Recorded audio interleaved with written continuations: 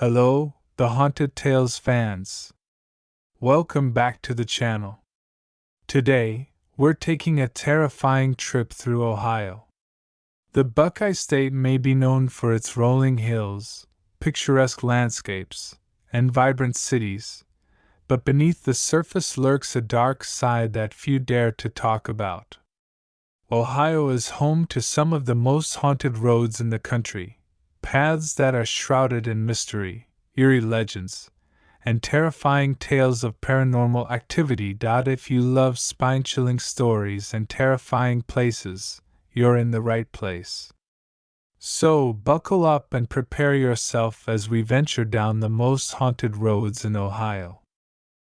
The Crybaby Bridge, Greenville, Ohio. In the small town of Greenville, Ohio, nestled among rolling hills and quiet streets, there's a legend that has haunted the locals for generations. It's a tale that both chills and fascinates, one that children are warned about when they venture too close to the old bridge that crosses the shallow creek on the outskirts of town. They call it the Crybaby Bridge, and no one who has dared to approach it after dark has come back with the same stories. The legend begins many years ago, when Greenville was nothing more than a humble farming town, its population sparse and its roads less traveled. The bridge itself was a simple, wooden structure, the kind of bridge that could easily be overlooked in daylight, but once darkness fell, it became something far more sinister. The story tells of a young mother named Margaret, a woman full of life and promise. She lived in a modest home on the edge of town with her newborn daughter, Eleanor. Margaret had married young, and though her husband, Henry, was a hard-working farmer, the couple struggled to make ends meet. The young mother would spend her days caring for her baby, cleaning the house, and tending to the small garden they kept outside. She loved Eleanor with all her heart, and to her, the baby was the world. One fateful evening, as the sun began to set and the sky took on hues of orange and purple, Margaret's life would change forever.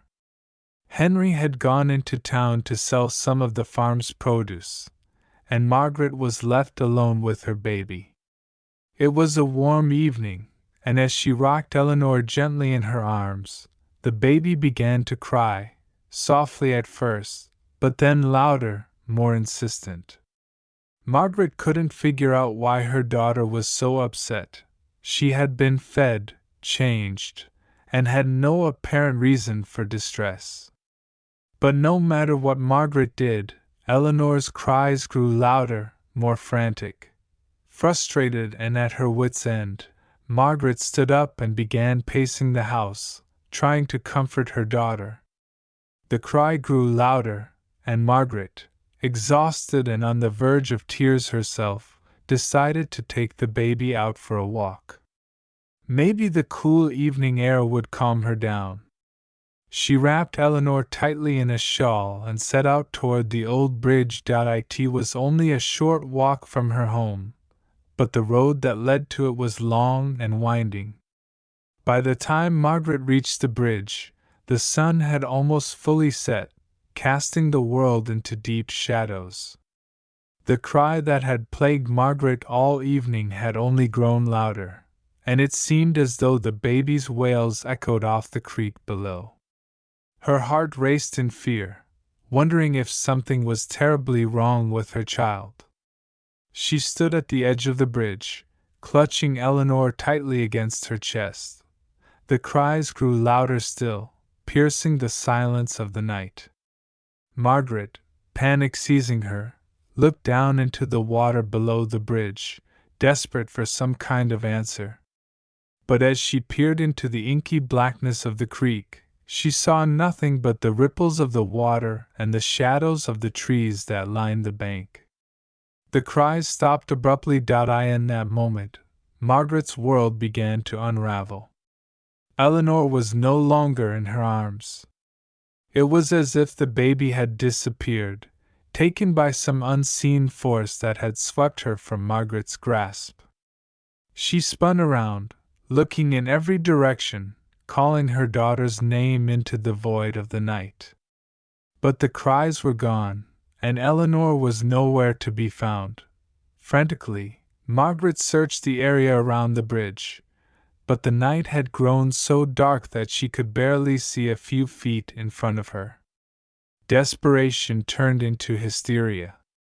She collapsed to her knees at the side of the bridge, sobbing uncontrollably.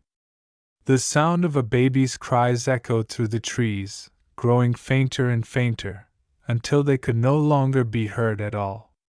The night had swallowed them both, and Margaret was left alone, her arms empty, her heart shattered. The next morning, the townsfolk found Margaret standing by the bridge, her clothes torn and her hair disheveled. She had been found hours after her frantic search, still clutching the shawl that had once held Eleanor.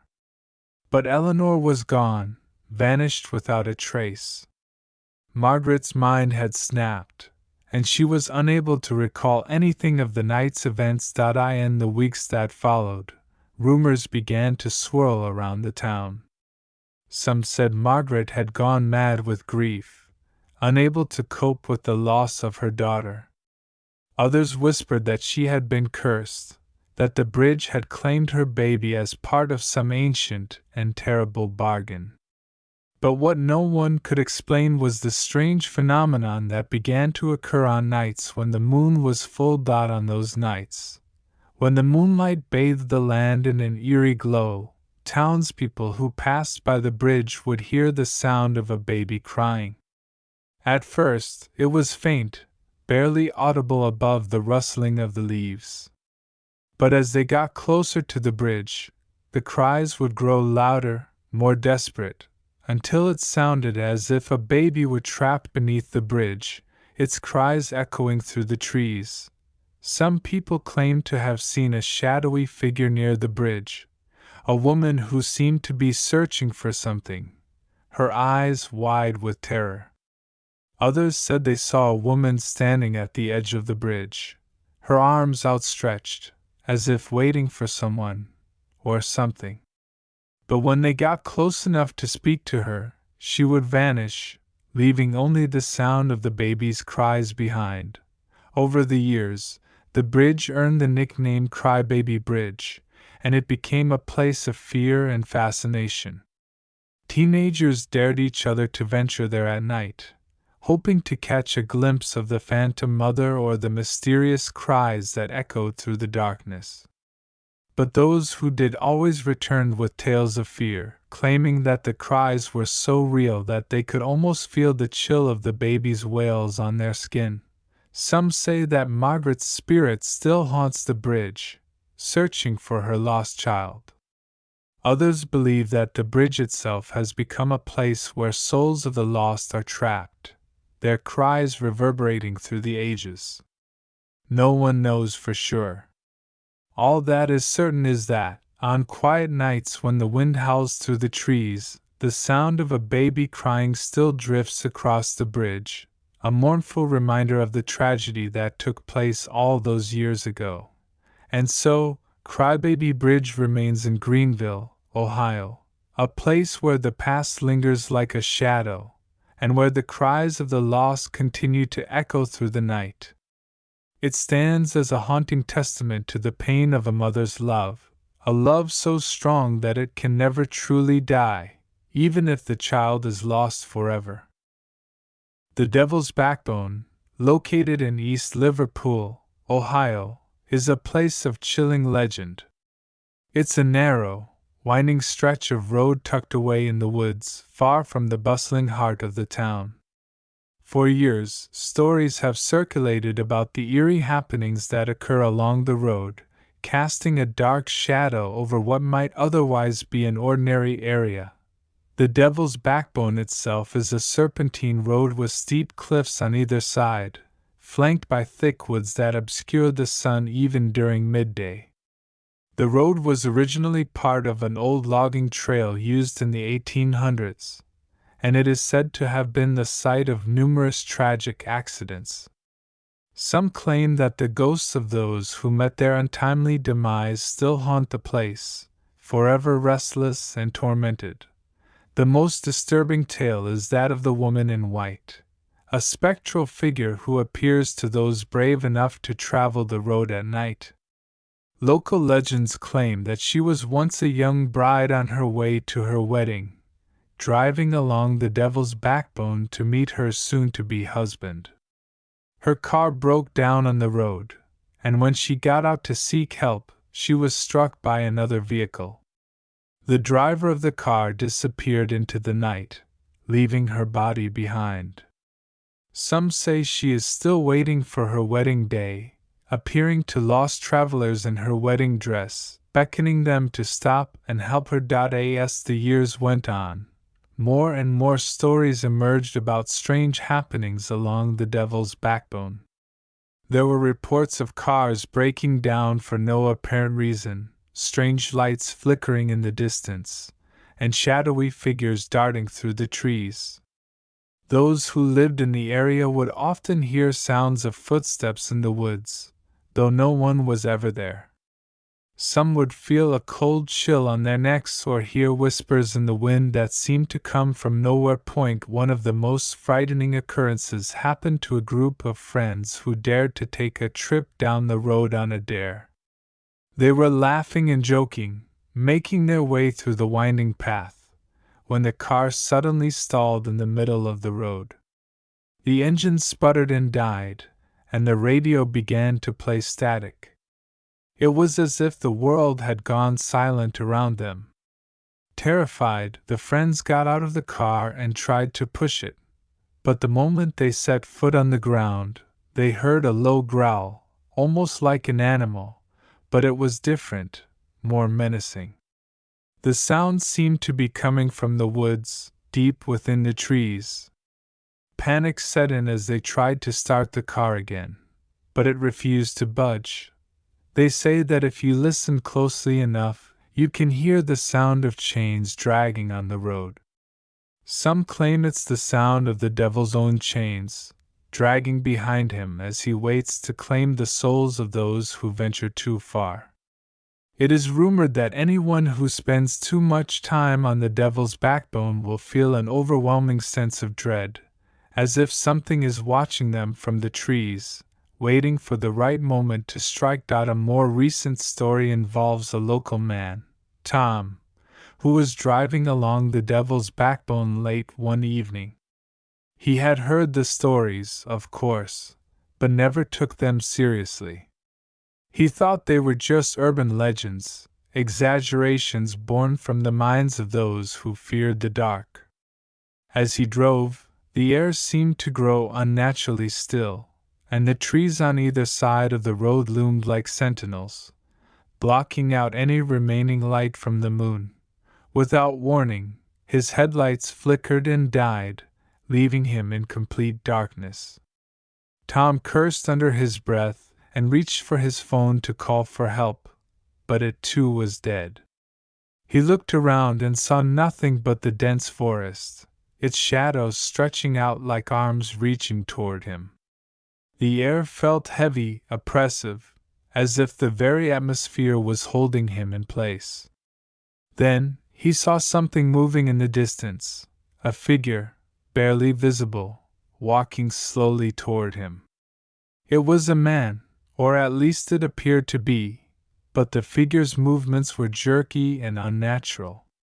Its eyes glowed red, reflecting the faint moonlight, and its mouth hung open as if it were trying to speak, but no sound came out. Tom froze in terror, too paralyzed to move.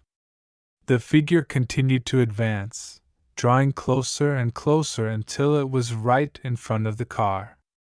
It reached out with skeletal hands, and Tom could feel the temperature drop as if the figure were draining the warmth from the air itself. At that moment, a loud bang echoed through the woods, and the figure vanished into the night, leaving only an eerie silence in its wake. When Tom managed to regain his senses, he started the car and sped off, never looking back. He never spoke of what happened that night, but he was never quite the same. He avoided the Devil's Backbone from that moment on, as though the road had left an indelible mark on his soul. To this day, no one can quite explain the strange occurrences along the Devil's Backbone. Some claim that the road is cursed, the site of old rituals that have left a permanent stain on the land. Others believe it is simply a place where the veil between the living and the dead is thin, allowing spirits to wander freely. Whatever the truth may be, the Devil's Backbone remains a place of fear and fascination, a road where reality seems to warp, and the line between the living and the dead is dangerously blurred. It is a place best left alone. For those who dare to venture down, it may never return the same, if they return at all. As the local saying goes, if you hear the chains rattling, it's already too late. Well, folks, that concludes our terrifying journey through some of Ohio's most haunted roads. From the sorrowful cries of Crybaby Bridge to the malevolent forces that haunt Devil's Backbone, Ohio is a state rich with paranormal activity. If you ever find yourself on one of these roads, remember, you might not be driving alone. Be sure to let us know in the comments if you've had any spooky encounters on Ohio's haunted roads, or if you know of any other haunted locations we should explore on the channel. Don't forget to hit that subscribe button and ring the bell for more spine-chilling stories. Thanks for watching, and until next time, keep your headlights on and your doors locked, because the road ahead might just lead you to something you can't explain. Stay safe, and stay scared.